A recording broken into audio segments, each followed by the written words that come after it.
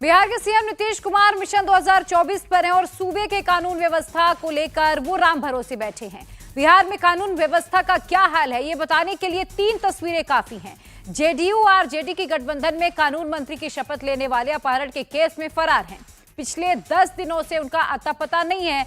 जबकि दूसरी तस्वीर जो इस वक्त आप देख रहे हैं वो पटना के पीरबहोर थाने की है, जहां आरजेडी के पूर्व एमएलसी के बेटे ने थाने में कानून का माखौल उड़ाया। समर्थकों के साथ थाने में घुसकर डीएसपी के साथ बदसलूकी की, धक्का मुक्की की, धमकी दी। अब तीसरी तस्वीर आप सीवान की देख लीजिए, जहां हिंदू शोभा यात्रा को दंगे में बदलने की साजिश रची गई। मस्जिद के ऊपर से पत्थर चले। सूबे में कानून व्यवस्था का बुरा हाल है, लेकिन नीतीश कुमार नरेंद्र मोदी का विकल्प बनने की कोशिश में बिजी चल रहे हैं।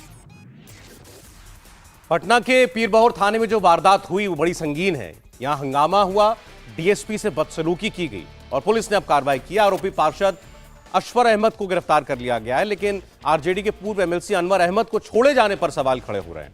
अनवर अहमद ने अपने पार्षद बेटे अशफर अहमद की पैरवी में वो थाने पहुंचे थे। अनवर अहमद ने भी पुलिस पर अपनी धौंस जमाई थी, लेकिन पुलिस अनवर अहमद पर कुछ ज्यादा बोलना नहीं चाहती। आपको पुलिस का बयान सबसे पहले सुनाते हैं, कैसे पुलिस खुद मान रही है कि अनवर अहमद थाने में आया, हंगामा किया, धमकी दी, लेकिन फिर भी उसे छोड़ दिया गया।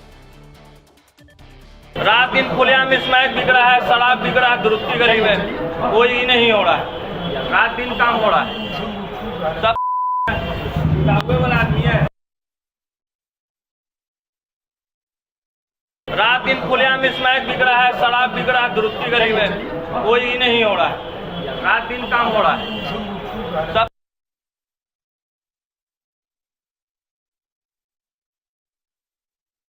रात दिन खुलेआम स्मैक बिक रहा है, शराब बिक रहा है, दुरुस्ती गली में कोई नहीं हो रहा है। रात दिन काम हो रहा है, सब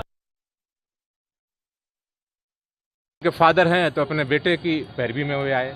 हालांकि वे भी जोर जोर से बोल रहे थे, लेकिन कोई कुछ उस तरह का मतलब कानून विरोधी काम उनके द्वारा नहीं किया गया, इसलिए उनको हम लोग अभियुक्त नहीं बनाए। अपने बेटे का पक्ष ले रहे थे कि बेटा हमारा निर्दोष है, ये सब बात कर रहे थे। ये रहा कि वो भी धमकी दे रहे थे कि यहाँ दंगा करा देंगे, ये करा देंगे। ये बोल रहे थे, वो इतना चीज़ बोल रहे थे कि अगर आप लोग नहीं छोड़िएगा तो फिर हम ऊपर तक जाएंगे, अपना जहाँ तक मेरा पहुँच है वहाँ तक मैं जाएंगे। और हाँ, धमकी देने वाली बात हो गई। हाँ नहीं, ये बोल रहे थे कि हम ऊपर तक जाएंगे। अनवर अहमद साहब के संबंध में अभी कुछ नहीं है, बस उन्हें डिटेन किया गया है, क्योंकि उन्होंने यहाँ पे आके कुछ बात ऐसी कही थी, उनका डिटेंशन किया गया है। अभी वो भी बदसलूकी किए नहीं, उन्होंने बदसलूकी के जैसे कोई बात अभी तक तो नहीं है, बट कुछ चीज़ें थी जो अभी है, शिप होगी जैसी चीज़ें। वैसे अनवर साहब के बारे में अभी मेरे पास कोई कहने के लिए नहीं।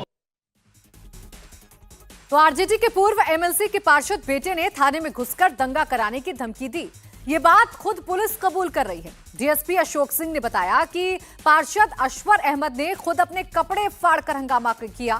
थाने के सीसीटीवी कैमरे में भी ये पूरी घटना कैद हो गई है। मैं 5000 की संख्या में भीड़ को बुलवा लूंगा तुरंत, और मैं स्थिति को दूसरा रंग दे दूंगा, ये इस तरह की धमकी देने लगे। कपड़ा फाड़ने की बात वार्ड पार्षद महोदय जो है 40 के आसपास। तो आपने सुना, पटना के पीरबहोर थाने में हमारे रिपोर्टर भी पहुंचे, पुलिस वालों से भी उन्होंने बातचीत की, लेकिन सरकार का प्रेशर पुलिस वालों पर साफ साफ दिखाई दिया। धमकाने वाला नेता आरजेडी का, सरकार भी आरजेडी की, इसीलिए पुलिस वाले भी सवालों से बचते हुए नजर आए।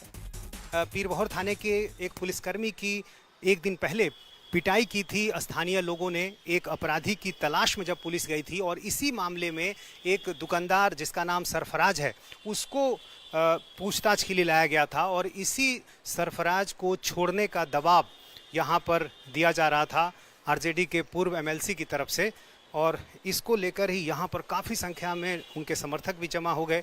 इसी जगह पर डीएसपी, थाना प्रभारी और तमाम लोग मौजूद थे, और उनके साथ काफ़ी धक्का मुक्की की गई, बदतमीज़ी की गई। यहाँ पर कैमरे भी लगे हुए हैं, उनमें सारी तस्वीरें कैद हुई हैं, और पुलिस इस पूरे मामले की अब जांच कर रही है। केस के जो आईओ हैं यहाँ पर हैं। डीएसपी साहब के सामने जो कुछ भी हुआ वो सब आप लोग के सामने हो रहा था, आप लोग देख रहे थे, काफ़ी बदतमीज़ी की गई उनके साथ। उस समय मैं यहाँ पे नहीं था, थाना पे। आपको लगता है ये पुलिस के साथ तो काफ़ी गलत हुआ, एक अधिकारी के साथ जिस तरह का व्यवहार हुआ, कार्रवाई होगी? बिल्कुल होगी, बिल्कुल होगी। वो दोनों जो अनवर अहमद एक्स MLC हैं, उनके बेटे, उनको अभी गिरफ्तार कर लिया है। जी, तो अभी क्या इस मामले में आगे क्या अभी जांच की जा रही है? जांच की जा रही है। और सब कुछ यहाँ कैमरे में कैद भी हुआ होगा, तस्वीरें आई होंगी? जाहिर सी बात है कि जब कैमरा लगा हुआ है तो जो भी हो रहा है वो तो दिखेगा ही। और इन लोगों ने DSP के साथ काफ़ी बदतमीजी की, गाली गलौज की भाषा का इस्तेमाल किया, उनके समर्थक भी काफ़ी संख्या में यहाँ थे। होंगे, उस समय हम थाना पर नहीं थे। तो ये केस के IO हैं जो इस पूरे मामले की अब जांच करेंगे। इस मामले में जो कार्रवाई है वो अब की जा रही है, FIR दर्ज कर ली गई है। अनवर अहमद को पुलिस थाने से छोड़े जाने पर बीजेपी सांसद सुशील मोदी ने सरकार पर निशाना लगाया। कहा कि नीतीश बिहार में जनता का राज होने का दावा करते हैं, अगर हिम्मत है तो अनवर अहमद को गिरफ्तार करके दिखाएं। पिछले 2 दिनों से बिहार की राजधानी पटना के पिरबोर इलाके को सब्जी बाग इलाके के लोगों ने घेर कर रखा है। और कारण क्या, चूँकि पिरबोर पुलिस ने जब कुछ अपराधियों को गिरफ्तार किया तो भीड़ ने उस अपराधी को छुड़ा लिया। इतना ही नहीं तो पुलिसकर्मी पर हमला करके घायल कर दिया। और कल वहाँ के जो एक नेता है अनवर अहमद, जो राज्यपाल के कोटे से लालू यादव द्वारा MLC के नाते मनोनीत किए गए थे, और जो बिहार अवामी कोऑपरेटिव बैंक के चेयरमैन हैं, जिनका काम था कि लालू के काले धन को सफ़ेद करना, वो अनवर अहमद स्वयं जाते हैं थाने पर, पुलिसकर्मियों को गाली गलौज करते हैं। और उनका बेटा असफर अहमद वो जाता है और पुलिसकर्मियों को कहता है कि वर्दी उतार लेंगे, और अनवर अहमद को पुलिस छोड़ देती है। असफर अहमद को भी पुलिस इतनी डरी हुई है कि दूसरे थाने भेज देती है। तो यह हाल तो पटने का है। नीतीश जी, आप कहते जनता का राज, यही जनता का राज है। कार्तिकेय सिंह फरार कहते जनता का राज है। एक संतोष कुमार खनन के कार्यालय में जाकर हमला, गाली गलौज करता है, धमकी देता है, और कहते जनता का राज है। अनवर अहमद को थाने से छोड़ दिया जाता है, क्या यही जनता का राज है? असफर अहमद को दूसरे थाने में ट्रांसफ़र कर दिया गया।